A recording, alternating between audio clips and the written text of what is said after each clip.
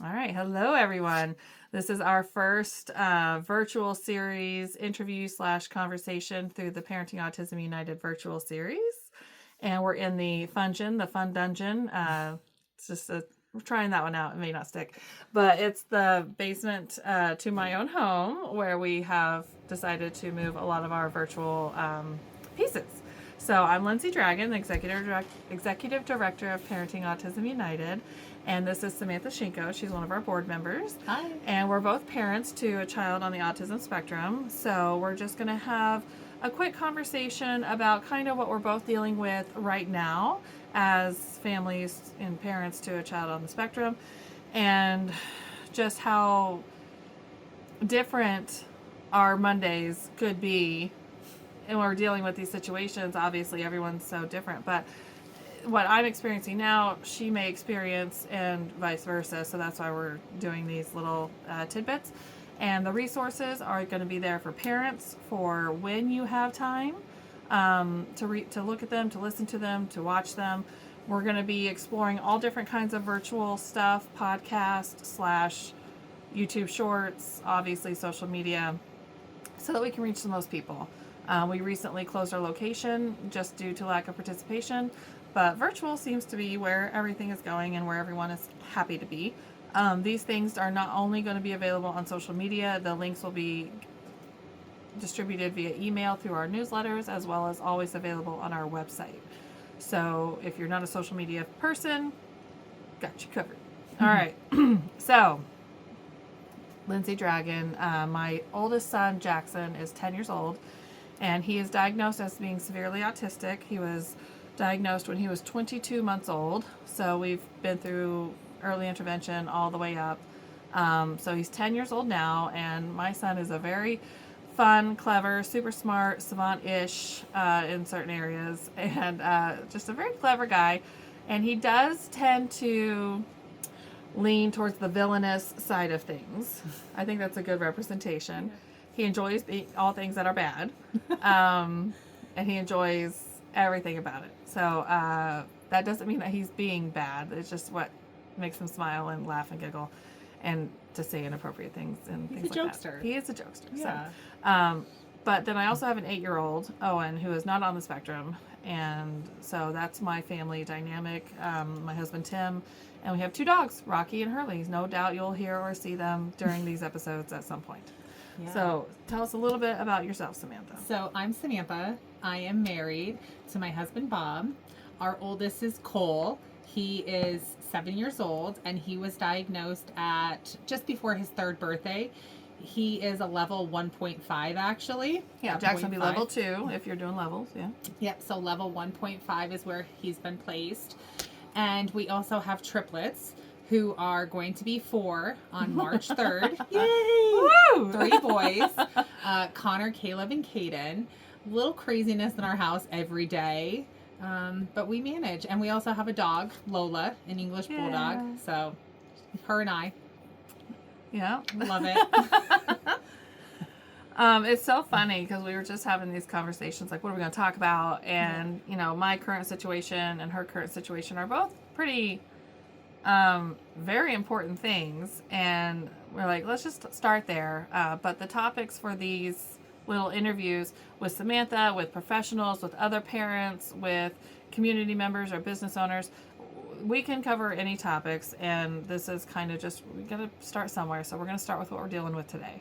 Yeah, and the nice thing is, like, we can just take comments and suggestions, and we can go from there. So I feel like it could touch on everybody's moments, you know, of their life right now at this point. So this is just literally a starting point for us of where we are currently.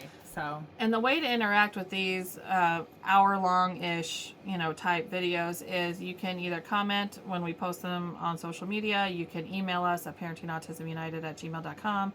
You can reach out to anyone who you see who's offering their either social media or, you know, obviously their website information if they're a service provider or a professional. So, without further ado, adieu. It's further. I said it wrong. So, we're just 2 parents here who are hoping to help other people by sharing our experiences. Yeah, absolutely. So the first thing that I think we should chat about is what Samantha is going through currently, and I've experienced it in the past, which is our children on the spectrum accepting medical attention.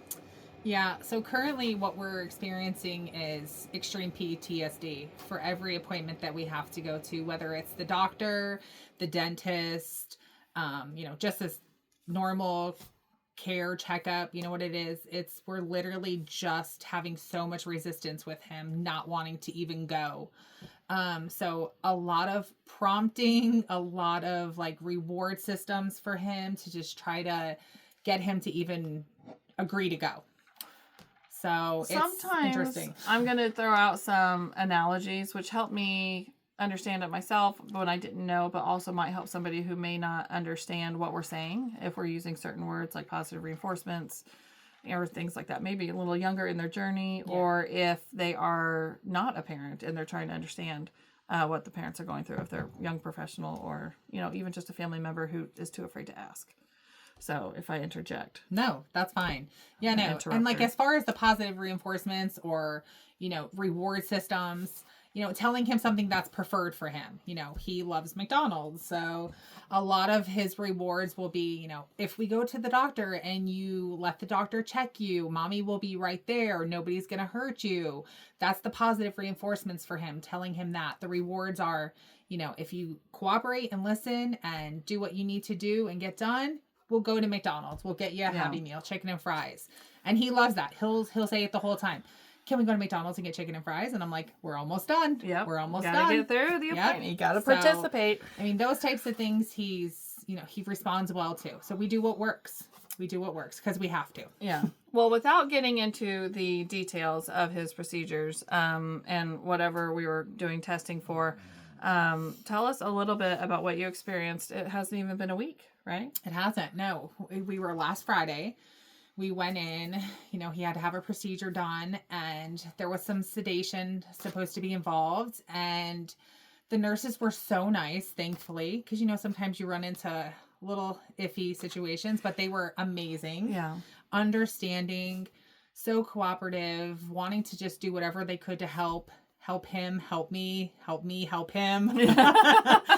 It means the world when you have a medical professional who is kind. For sure. Definitely a hard time. He refused to take the medication, the liquid medication to do the sedation. And that is when Jackson was 1 year old, they gave him a little cup of something to drink. And at 1 year old, obviously they were able to do it. Oh, he was high as a kite. And it was crazy, but also really funny to see it. But that was to get him to do the sedation, right? Yeah. At home, he will only take a certain kind of medicine. And this is kind of where I'm leading into that because we got there and she brought in a syringe. I said, bring in a syringe. Let's see if we could start there. Okay. So she brought in a syringe and like the Tylenol syringe. Yes. Yeah. And it was red. It was red medicine. I will not take red medicine. I'm like, okay. So I only take white medicine. So I said to her, can we try to wrap gauze around the syringe? So you Let's can't see it. It'll be white medicine then. And she made this big theatric of it. Oh my goodness, I got white medicine for you. You could have told me. She brought the white medicine in. Well, then he would not take any medicine. So it was just okay. We're done. We're just spiraling here. So, we had to go a different route and we had to walk him in and they had to give him a mask and everything. And he was out quick, they said. So I was fine with that. But leading up to that, the anticipation and having him so anxious, me trying to just be calm and calm him down was super important. And, thankfully, he took a couple deep breaths into the mask and was out pretty quick. Yeah. Came out of it, had a little bit of a rough time. Coming out of anesthesia is rough for anyone. Yeah. But when you get, especially with like older people and then also kids, yeah, it's not the funny videos of people getting their wisdom teeth taken out where they're like, asking people to marry them. It's like all out war. I can laugh now, but in the moment I was actually nervous because he's a big boy. And for him to just stand right up out of the bed and just dive at me to get off the bed. Like, how do I get off this bed? So when you were telling me the story, and I didn't say this at the time, but the image that popped into my head, and I reference everything to a movie, was the John Coffey character from... Oh my God. But in Armageddon, Yeah. when he jumped up, when they were testing him to go into outer space, and he's like doing all his stuff. That's just the vision that popped into my head with Cole, even though I know that wasn't what it was. Yeah, he was like the Incredible Hulk. It Yeah. was amazing. I mean, he's so powerful, and he doesn't even know his own strength, and that's another thing. He passed away now, but it was John Coffey from the show. And he was in the Green Mile, too. That was his character name in the Green Mile. Yeah. But anyway, so that's Michael something, I think it was. That'll come to us later. But but yeah, so he was like the Hulk, came out of it, just trying to jump off that bed, and I was thinking in my brain, like, how can I get him to calm down? Because the poor nurse was tiny, and I was like, well, oh and my that's gosh. the thing. So Samantha and I are both easily 5'9", 5'11". Yeah, right. 5'10", 5'10". Okay, yeah. so we're not small individuals, and this and our husbands aren't, and which leads to our kids not being small individuals. Yeah. So one of the things is, even when I was having Jackson, and he was born 10/7, and I swear, so I pride myself in being very physically, able to handle myself in any situation, props, right? Mama. But the nurse was so tiny, and God bless her heart, but she was like, hold on to my hand, and how people do those tiny hand videos. That's what it felt like, and I told her, I said, I'm gonna break your arm. Yeah. I need you to back away. Yeah. Like I can't be held responsible for what I do to you in this moment. So I appreciate it, and I know you're tough and you're strong and you've done this before, but I'm gonna break you in half. Yeah. And so that's how I felt. That's how it was. Yeah. It's like, I mean, I was just like, just even back with up and let Cole, me do it. Yeah. And even with Jackson, I'm like, I don't need you to get hurt here. Yeah. Like, this is for your safety too. I know how strong he is. I know, I need to settle him down. So that's kind of where I rattled my brain really quick. Before the procedure, he was like, I want to get dressed. So I was like, let's get dressed. Well, and people don't realize how strong kids and individuals on the spectrum are. Yeah. And I asked our Chalman back in the day, I was like, are they able to kind of, because I say this now, to tell people about Jackson, he feels everything that he's feeling, head to toe. He's not a little bit angry. He's a bull looking at red. Yeah. He's not a little sad. He's sobbing because the Wi-Fi went out because the wind took it out. But we didn't know that it happened, or breakers. It's just crazy the way it does. So whatever he's feeling is 100%. So when he's trying to hit you, I mean, he hits grown men and knocks them over because they're not expecting it from this little kid. And that was when he was in 3rd grade. Right. So that's why it's so important for us to get through to our kids earlier on, because aggression happens when they're scared. Right. And anything is scary for everyone all the time. For these kids, we took Jackson to get blood taken. Yeah. He thought we were taking all his blood. But he didn't say that till way later.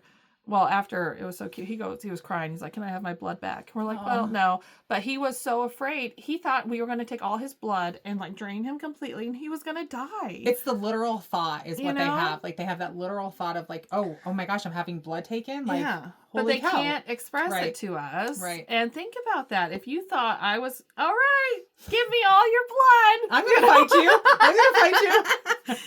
So yeah, for sure. Little things like this are so crazy because our kids can't tell us what's going on with their bodies. If they could, they're trying to tell us something's wrong, but they don't know how or what to say. Right. And the PTSD, and it's not just, this is what just happened now, but what was it? Was it 6 months ago with the dentist? Oh yeah. I mean, the dentist we had, and I think that's where a lot of it stems from. We had an episode with the dentist, and it was traumatic for me. So the flight for him was definitely in full effect for him then. And I think that's where a lot of the PTSD has kicked in. We just went to the dentist though in January again, and he managed, that's awesome. We figured it out. Again, McDonald's was involved. Yeah. Listen, if I have to go to McDonald's for you to get your teeth cleaned, we're going to McDonald's. It's a staple. It just so happens we go to Scranton to see a friend of ours, and right across the way is a McDonald's. So Yeah. I almost want them to get their stuff done first because he allows her to do the fluoride. Right. So we have to wait 30 minutes. Yeah. Yeah. It's right there though. How do I get it? Or I can't drive past it because he'll, probably come at me from behind in the car. Is McDonald's the most healthy? Absolutely not. Oh. But you know what? We're going to do what we need to do for our kids so that they're healthy, taken care of health-wise and figure that out. We'll deal with the other stuff. Well, and from that experience that you had within this last week, it stemmed other possible medical attention needs. Right. And the problem is that testing for our kids for almost anything is next to impossible. Yeah. I mean, it's while they're awake. Yeah. So like Lindsay said, we're setting up now for additional testing because of the procedure that we just had. And I'm now, I was getting messages right before we came on here and I'm thinking in my head, I can't respond to these messages because I need to sit down and think about it for a second to how I'm going to respond because I'm trying to prepare, like, how are we going to get him to do this? So we can't get things covered by insurance if we can't get the testing that would provide a diagnosis. But if we can't do behaviorally to get the testing, then do we even submit him and possibly cause more trauma and PTSD? It's just this vicious cycle. And it's like, here's me, the mom thinking like, let's give him something to calm him down. And then it's like, oh, well, we can't give him anything for the test because it'll affect the results. And I'm like, okay, well, we're going to go in here and we're going to do it. We're going to do it. We're going to try it and we'll figure it out, I think. But like we have to figure it out because we have to move forward and we have to get it covered. So we're gonna do it. Well, and that's where we can segue a little bit into insurance companies. Yeah.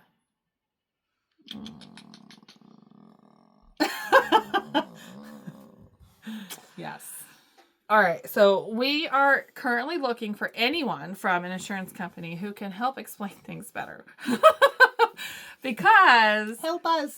It's very tricky to get anything done medically, behaviorally, and things change. And yeah, you might have sent us a notification, but you have to look at some things like we're going to call because if you've lived with any child on the spectrum, it's laughable the way that they as in just society thinks that we are able to just keep our shit together. Just do it. You know what I mean? Every day we're hustling. Every day something new comes up. And research from the past has often shown that parents to children with autism experience stress identical or just very similar. I'm not going to say identical, but very similar to combat soldiers because we're always ready to jump at the top of the hat. For instance, when my husband turned on the air conditioner upstairs, which blew the breaker, which turned our Wi-Fi off. Well, we didn't know, but because the red light came on instead of the 2 green lights or whatever it was, and Jackson was in tears for 45 minutes, sobbing, and just the saddest he's ever been in his whole freaking life. And we couldn't figure out how to help him. Right. And then it comes to find out that the freaking air conditioner blew the breaker and then it takes 15 minutes to come back on. Well, that ruined 24 hours. Something so simple to us. Simple to us. It's like, well, buddy, we'll just major turn it life back event. on. You know? No, that dictates what happens the next 24 hours. Yeah. When Jackson was younger, and these are just a few examples. Our washer and dryer were in our basement where we are right now. But he would attack I don't want to say attack, but yeah, he would go after his younger brother because Owen was a baby and babies cry. And then he became a toddler. And even if he had, just anything at Jackson's, which we have a small house, Jackson was no, that's mine. Very possessive. But he would, if Owen cried from any interaction, Jackson would then attempt to be more aggressive to get him to stop, not realizing it was actually causing him to cry more. Right. But the sound of crying is very intrusive to a lot of individuals on the spectrum. A lot of loud pitches. sounds. Yeah, pitches are a huge thing. And So whatever Owen's pitch is, from a baby all the way until he was maybe 5 and 6 years old when we got him into karate because he had to learn how to defend himself. We had to be on it all the time.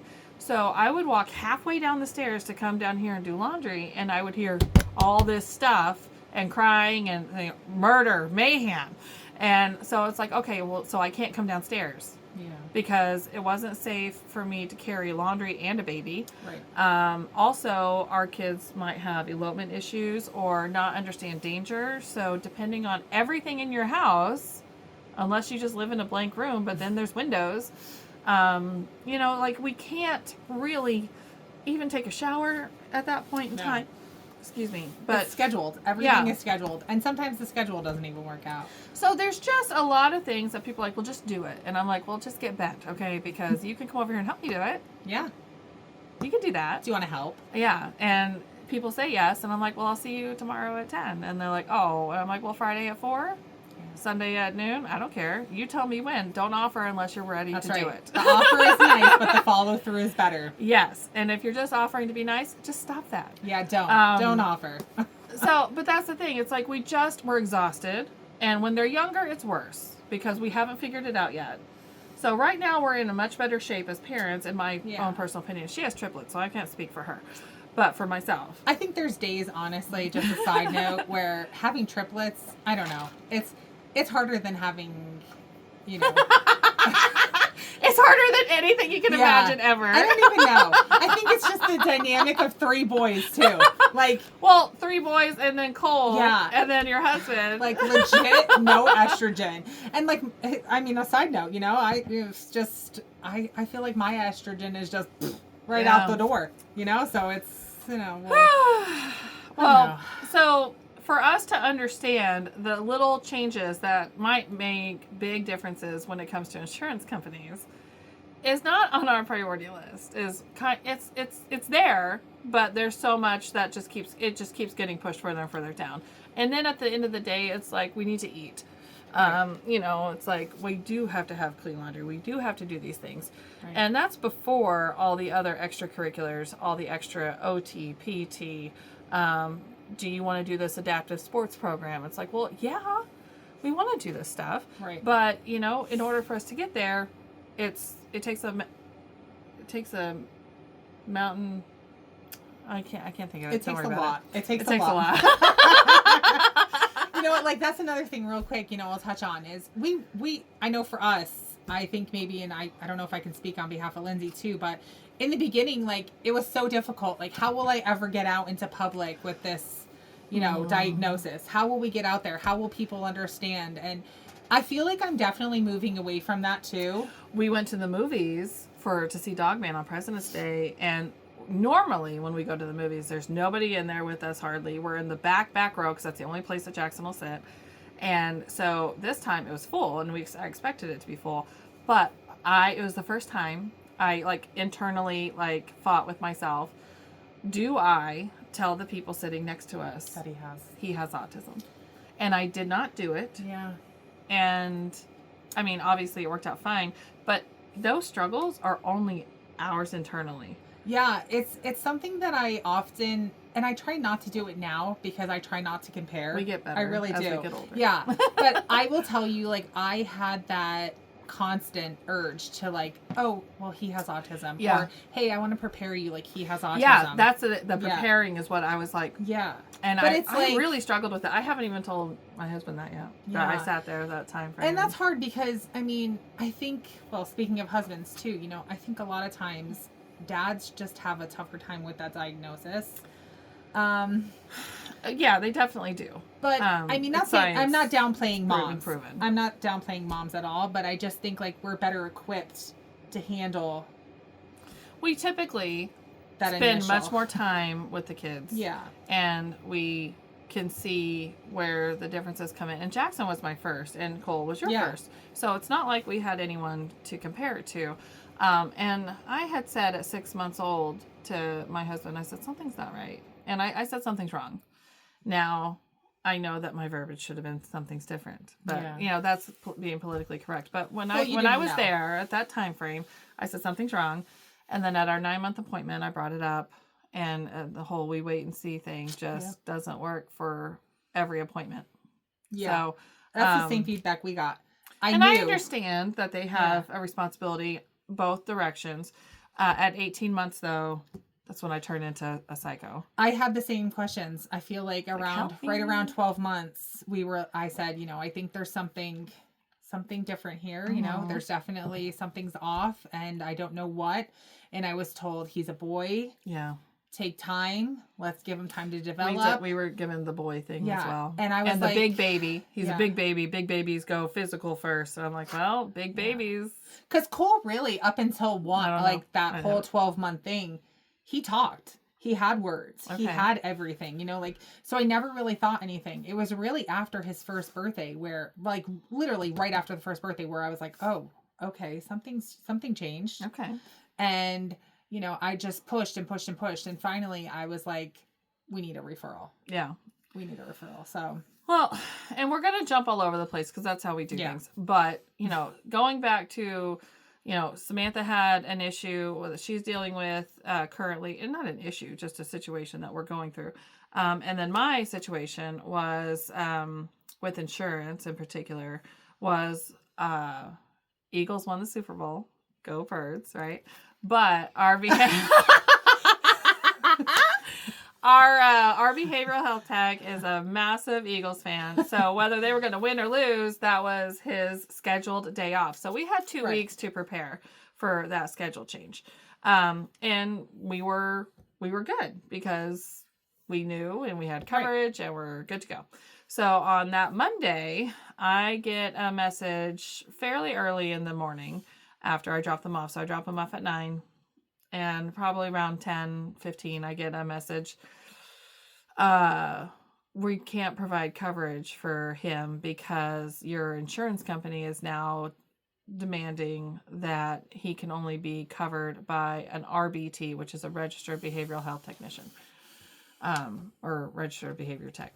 So I was, there's a handful of things that go with this. One, because we're an organization and we talk to a lot of service providers, we talk to a lot of parents, and this has been happening with other insurance companies as far as the whole last year. I've, I know that some people who are the behavioral health techs who had the choice, their client's insurance has now changed and at this date, you can either become an RBT or else you're no longer able to provide coverage to your client. And they chose to leave the field versus getting this other thing.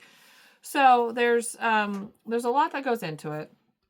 And so, but my situation, the way it happened was I called the insurance company and they're like, maybe you can advocate. And I was like, well, hell yeah. I'm here for that. I just happen to do this for a living, kind of like a mama. So, I called. And they, are very cut and dry at first, kind of no emotion. Not that I need emotion, but no empathy, no feeling. Right. And I was just like, so, my son, and that morning he had an elopement behavior. And then the whole weekend prior, he had a lot of, behaviors that I was just like, I didn't know if it was a one-time thing, but then they happened again that morning. So I was like, ooh, I have to tell somebody about this. So of course I emailed like the crazy cat on the keyboard. I'm like, I need to make sure he's safe if nobody's with him, and we're gonna figure this out.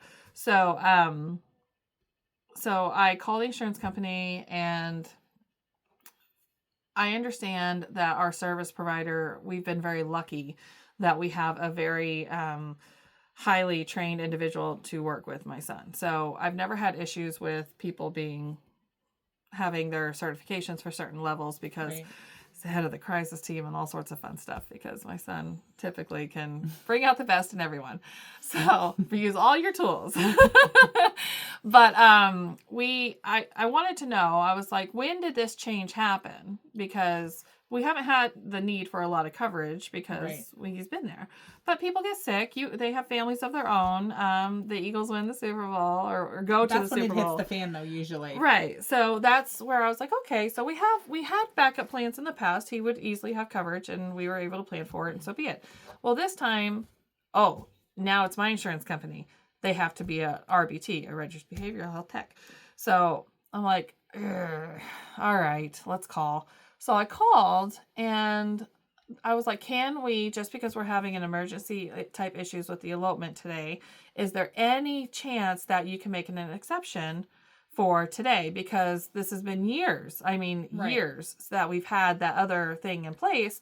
And I thought it may have been like a change at the beginning of the year, like a January 1st. Like a January 1st, yeah. So she told me, she's like, this policy has been in place since the summer of last year. Like she said, your service provider has had ample time to make adjustments.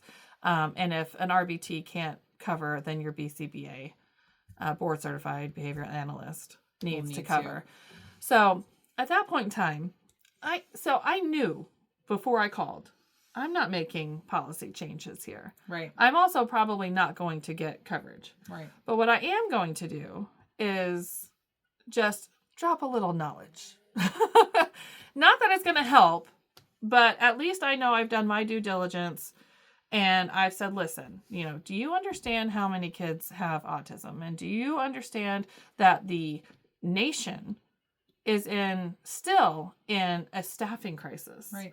And that these kids need somebody with them. It's a matter of life and death with elopement issues. It's a matter of life and death with individuals who don't understand danger, which is my son. Right. Did I leave him at school thinking if he didn't have coverage, he wouldn't be safe? No, I was actually quite intrigued to see how it would have happened. But we had coverage, new person. I very much enjoy everyone getting to know Jackson getting to know other people. So I was here for it. What he doesn't understand well is change, which is clearly the only constant in this life, is that everything is going to change all the time. Right. But that's the number one problem with my son, as it is with so many other individuals on the spectrum, is that unexpected change is the end all of their time frame. Very difficult. So he had somebody there so I tell her, I was like, listen, there's too many kids, not enough employees, and that's on a fully staffed day. However, we have somebody there who could be with him and help him stay safe because we're experiencing these crazy behaviors right now. And there was no chance. And I got a little emotional. I started crying. I was fine, but it just happens because that's what happens. Been there. Yeah. Excuse me. I'm going to cough. I also think when you're emotional, it just shows how much you're doing to care. And get your point cracked. Across. The lady cracked. Yeah. And not in a bad way, but her tone changed. Right. She instantly was showing me more empathy. I think sometimes that's what it takes, though, for them to understand that you're a human. Yeah. And not just business. Well, and I wasn't mad at her by any way, shape, or form. And I wasn't saying, well, this isn't your fault and I'm sorry you're getting the brunt of any of this, because that happens sometimes. But that wasn't what this call was. Right. And I just said, can you note everything that I'm saying? Because, for data purposes, which they deny ours whenever they're like, oh, he had a good month, so you don't need anybody anymore. Right. It's like, well, we're going through puberty. That's the other thing that's so scary about that, though. Even with this data and everything, we could have 3 weeks of good days, and the next week could be the week from hell. Yeah. So it's it's good to have that data. Absolutely. 100% good to have that. But it's how do you base those 3 weeks or 3 days off of future coverage? Well, and the whole thing is titrating hours for your health tech. So fading the time that somebody's with him back is the goal. And that should be everyone's goal all the time, because we want our kids to be independent members of society, so that when we're gone, they can not have to go live in an institution and they cannot be taken advantage of. Right. And they, aren't requiring their siblings to take care of them, because more than likely we have a storm. I want to make sure he was alive, because he's 13 and he's a hot mess. He likes our combo. He's good. Our voices are putting him to sleep. Like the Matthew McConaughey thing where they talk to you and go to sleep. Anyway, that's Hurley, by the way. 13-year-old Papillon, missing most of his teeth. And every day's a gift. So we just had to make sure he was okay. So, all right. Well, but here's the thing. Here's what's going to happen with this situation at hand.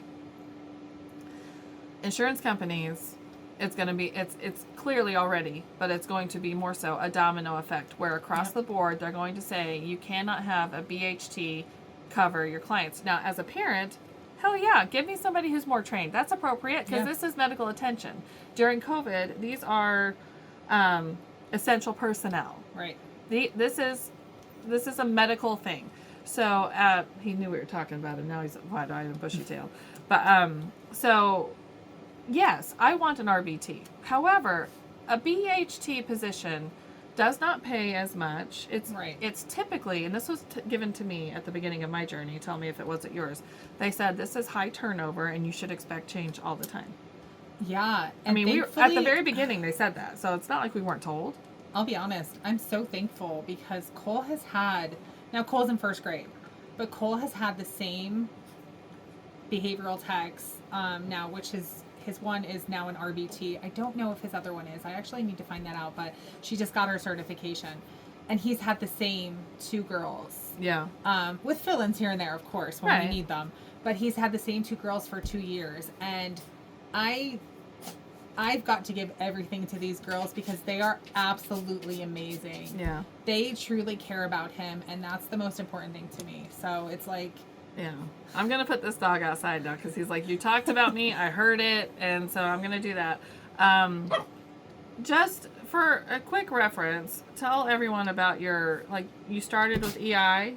Yeah. And then how did you move forward with that? Just so before we even got Cole's diagnosis, you know, he was having some other, you know, things going on, but I figured, you know, let's get him in because the wait time to get into the evaluation was a while. It was not as long as it is now, but it was definitely a while. So we started EI. He did speech and he did special instruction.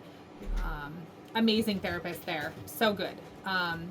So we lucked out there. And then maybe about a year into that, he had his evaluation, and that's when he got diagnosed. That was during COVID. I was there alone. Oh, man. Yeah. That sucks. I had to go by myself. I prepared myself. I knew he was going to get the autism diagnosis. Right. I knew. But to hear those words, literally I came out and I was like, ugh. But I was like, no, you know what? Like, this doesn't change who he is. Yeah. He's still Cole. Right. Like, I just need to now work harder to get him everything that he needs. Yeah. So we continued with EI until he was 5. He went to preschool at 3. Did preschool for 3 years because his birthday is in September, so we missed the cutoff for kindergarten, which is a blessing, honestly. I go back and forth with whether I'm going to keep the triplets an extra year because I'm like, I know they don't need to go to school when they're 5. But I just think he excelled. He's done so well in school. He's so cool. Yeah. He's my boy. Well, and then you went to a service provider. Yes. So we're with a service provider now. The Gregory Center. The Gregory Center. She's awesome. Amazing. Shout out to Jody. Love Jody. Love the staff. Yeah. I mean, we're in the Pittston office, and they are just absolutely fabulous, as I'm sure there are, you know, in all their locations. But I've only been with the Pittston office, and phenomenal. The girls are there. So. Well, and the service provider is the one who provides the BHT and the RBT. And what's so funny is that I immediately, with this issue with the insurance company, was like, well, how many RBTs do you have? So my service provider, who I equally love, is Beyond Behavior Consulting. Shout out to BBC.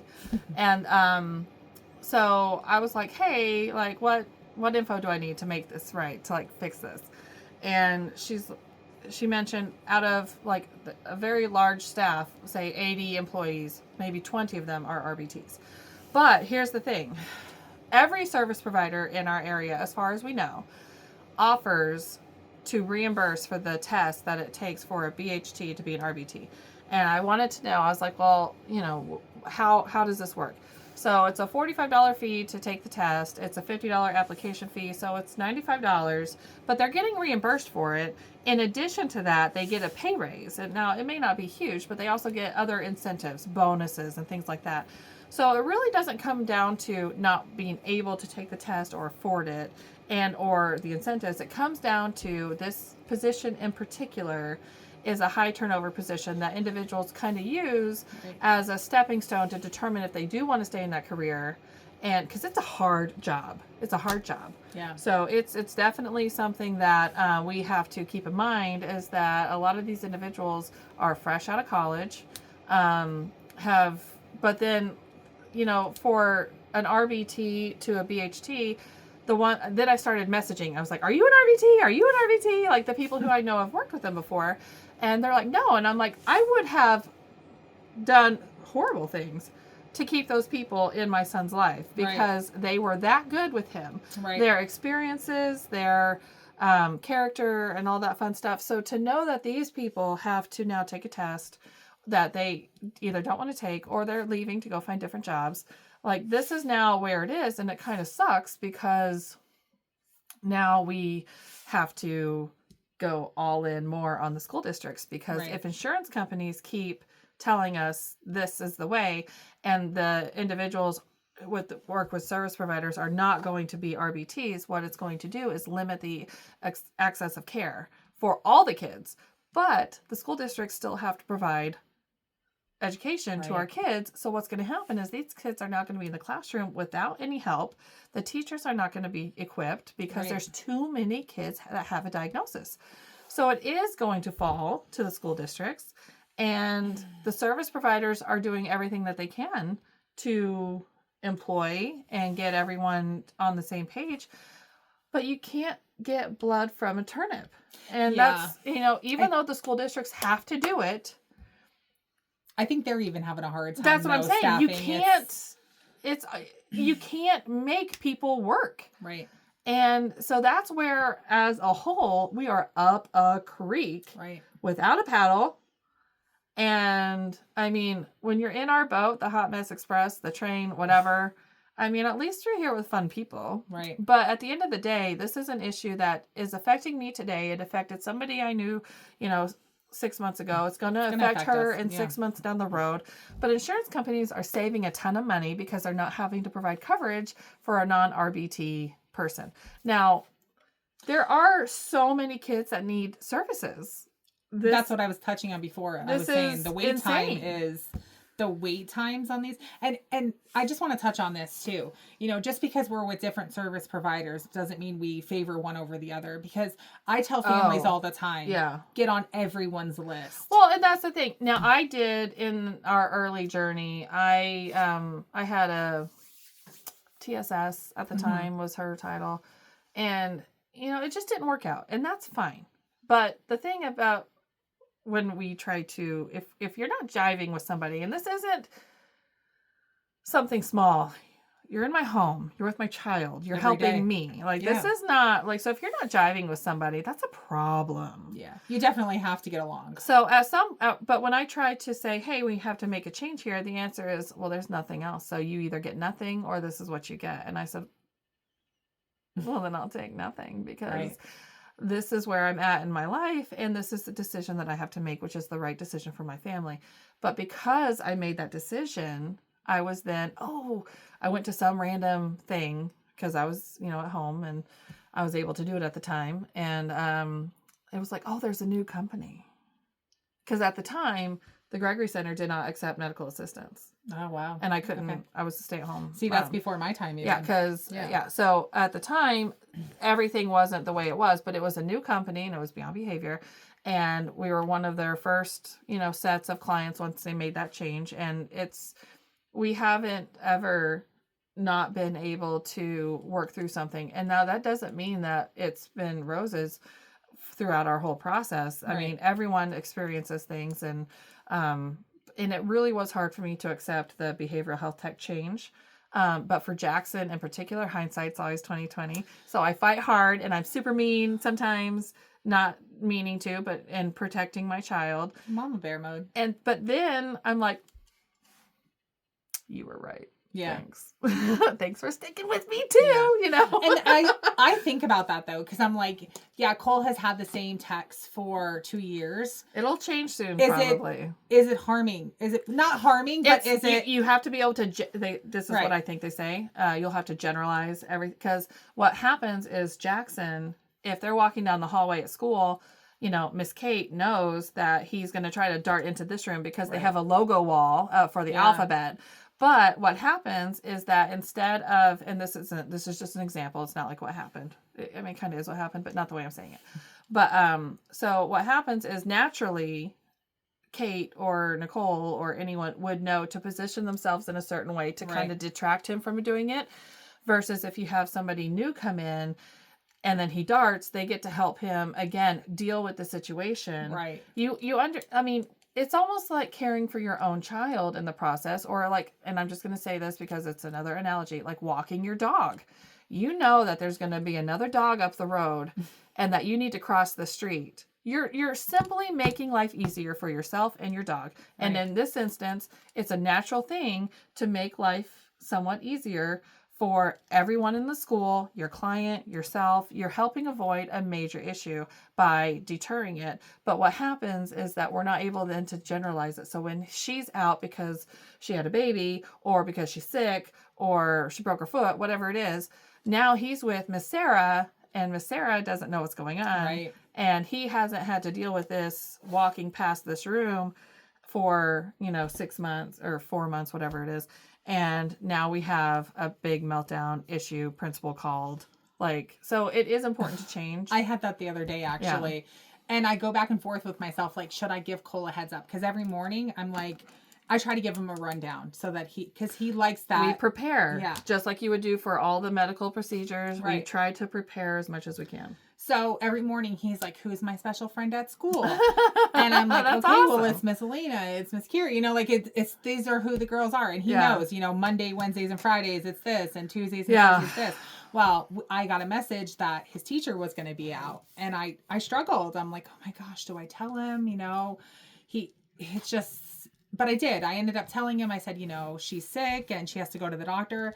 And so then he's like, oh no, miss, what, so he's empathetic with that, and I appreciate that because then he understands, but, those are the things that I go back and forth with, like, gosh, do I tell him this change, Oh, and it's like, ugh. Did you see, I don't know if anyone else saw it, but we have on our Facebook page, we have a group for parents support. And I posted a meme. It was like, the anticipation of whether or not you tell your child that there's going to be a change. It's like you have to gird your loins, like get yourself ready for battle because you're going to be talking about this change. Pack a lunch. Yeah. So pack a lunch. 2 things real quickly. We are going to be doing these little virtual things more often. And in this process, we are going to be mentioning our sponsors. So our first sponsor of the year, thank you so much to Beyond Behavior Consulting. So thank you for your continued support. And we truly do treasure all the help that you give us, and we'll be featuring different sponsors throughout the time frame. This one was about 45 minutes in. As we go through and we get more, we'll do like a little almost commercial type segment type things. Yeah. And then after we talk about our major things that we're kind of going through, I wanted to ask you, I'm going to share a tool like that parents could use to help Cole plan for the medical stuff. Have you used any social stories? So we have. We do. I do a lot of Googling on YouTube, or just in general on Google. Social story for dentists. Social story and for just blah, blah, so blah. anyone knows, Google social stories, and it's a legit way that you can help prepare your child for any change. And we have a bank of things here that we've used in the past with my own son, and we'll help parents make custom ones. Yeah. But so you were Googling and using things on... I'm constantly Googling, constantly. I mean, and I'll be honest, I go off of a lot of what other parents do. Well, I constantly am Googling what they've done in this situation. Yeah. EI, one of the biggest pieces of advice that she gave to me, and it was unfortunate, because it's so true, is like, you just don't know that something's going to work unless you try it. Yeah. Trial and error. You have to try it and to know if it's going to work, but there's so much shit to try. Yeah. Oh, there is so much. Yeah. Because I know just like in certain instances, Cole he sees the doctor and she says, have you tried this? Have you done this? And I'm like, yeah, that didn't work. We might visit it again later down the road, but right now that's not working. And that's important to note too, is that you can try something, but if you're trying something as like a program plan, you have to try it for like 6 to 8 weeks or something like that. Yeah. But if a parent is trying something and it doesn't work, it just didn't work at that time frame. Yeah. Revisiting it again is desperately important, I feel. For sure. Because your son, you grow, you understand. I feel like they feed off of our energy like nobody's 100%. business. Little manipulator. Speaking of, just a little tag, I've been listening to a podcast that 2 other people referred to me, and they don't know each other, and I'm not a podcast person. I have to listen like I'm watching a movie, so it takes a lot of time out. I'm not multitasking that way anymore. Maybe I used to be able to do that, but not currently. But it's called the telepathy tapes. And then I was like, why is somebody telling me about telepathy? Like, I love witchy stuff and I'm all about that, but like tarot and everything. But I was like, why would somebody think of me for this? Right. And then, of course, I Googled it, and it's all about non-speaking or spellers with autism having the telepathic and everything, and it's wonderful. I started listening to the first episode. I just have not finished it. I've gotten to the end of episode 9, so it's insane. But it just opens up your thinking a little bit more, and it's for non-speakers, which are not our children. Both of our children have words, Yes. and can communicate with those words, for the most part, Right. to get through our day. Not excessively, Right. but no conversation. yeah, No conversation. We're Cole's getting favorite there. thing is, I will not talk. Oh man, I Right. can't even get going. I have to fill out forms for programs, and it's like, what do you have to tell us about your son? And I'm like, if you want him to do something, you tell him to do the opposite, because he's going to do anything the opposite. And unfortunately, with anything, like, we did karate for almost a year and a half, and we never really got past stretching. So we just signed up for an adaptive program, I was telling you, through Misericordia. Right. And the first visit was this past Sunday, and I was thinking, oh, mother of God, we got to start with stretching. This is going to be good. And within, like, under a 3-minute window, he, like, grabbed the guy's arm, and he was just like, and I was like, Jackson, And I was like, it turned into a little vampire right Here's there. Jackson. And I was like, well, we're here. Just, normally, though, this is what was so different. And this is where our kids are constantly changing, so we need to as well, and our approaches need to change. Jackson has been very difficult in the past. Usually things don't last more than 2 weeks. So you figure out a solution, a reward, anything, a new thing, and he's just so smart. He figures it out, and he is able to reverse it and use it on you. He's figured out ABA therapy. Yeah. But he typically will always say what he's going to do. And if he says, I'm going to bite you, he's going to bite you. And then if he says, I'm going to hit you, he's going to hit you. And he doesn't have a look on his face, which is why it typically takes people by surprise. Right, but he does it. He almost is coming at you like he needs a hug or a kiss, and then you catch a right hook, and he's like, oh my God, like I wasn't ready for it. It's like, well, yeah, but did he tell you? He's like, well, Right. yeah, he said it. I was like, well, he's going to do it. Believe him. Well, then I asked the student, poor guy, I felt so bad, but I said, I was like, because he didn't get him, thank God. But I was like, did he tell you? And I was just almost like, well, he's got, that means he's going to do it. He didn't say anything. He didn't say to him, stinker. I'm going to bite you or I'm going to hit you. And then he tried to kick the professor lady too. And I was like, this is a bad day. It's his witching hour, which is also what I want insurance companies to know. The hours between 2 and 4, we need extra coverage. Yeah. That's just the way it is. And they say that's with babies. That continues with kids with autism. Yeah. His witching hour, he is so mean in between that time block. He is just nasty, horrible, and you know what? I think it's the after school hours. Well, no, it starts Do you before, think because he doesn't before? get out till 3:30. Okay. So, and it might even be 1:30 to like 4. Oh, wow. Okay. But once we get home, he usually has, because we get home between 3:45, 4 o'clock. Okay. So he has to have at least a good like 10 minutes of decompressing time. Yeah. And I don't ask him to do anything other than just like, don't be mean. Right. Like, and he's Yeah. like, what if I am? And I'm like, well, what if I took everything in your life away is what I want to say, but I don't say that. But so that's the thing though. It's like all these things, these behaviors could lead right back to medical, Right. which lead right back to insurance, which lead right back to service providers, parents. I mean, it's just this vicious circle. But these are things that we deal with every day in our own way. Right. We have a dental appointment coming up. Now, we've gone to a couple different dental offices, and it helps our friend Jeanette, who owns Experience Dentistry in Scranton. She has a child on the spectrum as well, but not for, it's a very small office. It's beautifully decorated between like fuchsia pink and turquoise. But it's just a very warm, comfortable environment. It's not too big. So when you go to these big operations, sometimes it's just way too much. It's overwhelming. It's overwhelming for the kids, and it's just too much. You can do a social story. You can have it on paper. We are going to be uploading the ones that we currently have and we can always go to any area. Like, you use Sprout Dental, right? Sprout. I do.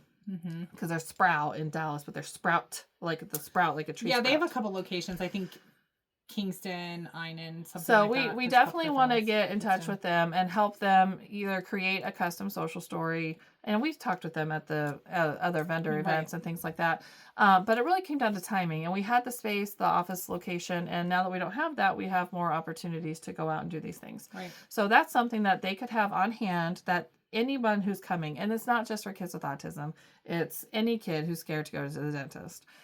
They could easily just send them the PDF. The parent can either download it on their phone, show it as an electronic, as most of our kids are wanting to do, or they could print it, and that way they can carry it with them. They can review it in class like 2 weeks beforehand. Right. But do you remember back in the day going out, right? If you had to go somewhere where you weren't sure where it was, like before the internet was what it is today, I would always do a drive run. Yeah. Drive run. I would, yeah. And then, so I still do these things. So I know where I'm going to park if I can. Like, I try to do this. And I'll walk in just so I know. That way I know where the bathroom is. Yeah. You have to do this. Yeah. If you're prepared, even if nothing happens, you know that you did everything that you could. I'll be honest, I think now that you're saying that, I find myself going to the same places over and over. Because you're comfortable going there, because you know the lay of the land. Right. We do have to try new places. Yeah, for sure. And that's another thing too. I mean, we just have to get out. Yeah. We just have to get out of our houses. Don't be afraid, because if you don't, we're never going to do it. Well, it just makes it worse. Yeah. I mean, nobody, and people have told us through like conversation, which is also what helped us in making the decision to no longer keep our physical space. It's like, once you get home, we're so exhausted all the time. That's where we're staying, unless we need to go out. And I know that a lot of times they'll say, well, when you need to practice going to the store, you need to practice when you don't need anything. Well, for many years, that was not a possibility for our family and our life. Right. I'm sorry. You know, I wasn't able to do that. But now I am. And now I'm able to do it. So any piece of advice, excuse me, everyone's sick all the time. We're getting at the tail end of it here. Yeah. Sorry. We just got over it. We were sick for a couple of days. Yeah. Everything. Stomach bug. Oh, Lord. But take those pieces of advice and just not file them away, but like put them on the back burner for when you're ready to use them. Yeah. And yeah, now I can go to the store easily. My youngest isn't as young, not causing as much havoc, or, you know, now that Jackson understands, like, well, if we go, we can get a big Hershey bar at the checkout, and maybe we're going for, you know, let's just go get strawberries, which is his main food group. Let's just go for strawberries, or let's go and, you know, whatever. Just you pick 2 or 3 things. Right. You're not going for a full order. Right. But you're helping and get desensitized to it. And it's essentially called community mapping. You know, you do the same thing. You go into the bank. You don't always go through the drive-through. You park, you practice good parking lot safety. Like, you can take every opportunity and make it a learning experience. But when you need to just go to the bank and get that shit done, just go to the bank and get that shit done. Yeah. You don't have to do it every time, but you have to do something. Right. Yeah. You have to get our kids out into the environment. You have to. With triplets, I would advise against that. Yeah, no. I don't go anywhere. Don't take They're my... too young. They're too young, Yeah. and parking lot safety is not really and we go option sometimes. They have me outnumbered. Let's be honest. We're outnumbered. My husband and I are outnumbered. Yes. And it's just not, it's not safe. It's not safe. So they'll run in every direction. Situation. Yeah. Take your own situation and act accordingly. Yeah. And just know that what we're talking about here, we should have done this in the beginning. We'll have to do this next time. Yeah. We are not doctors. We are not Right. professionals. We are talking from experience, and Yep. this is just a friendly conversation. And Yeah. that's the way it is. Yeah, for sure. If you see me in public looking a mess, don't judge. Don't or judge. grab a kid Yeah. if they're running. Yeah, grab a kid. I will not be mad if you grab a kid.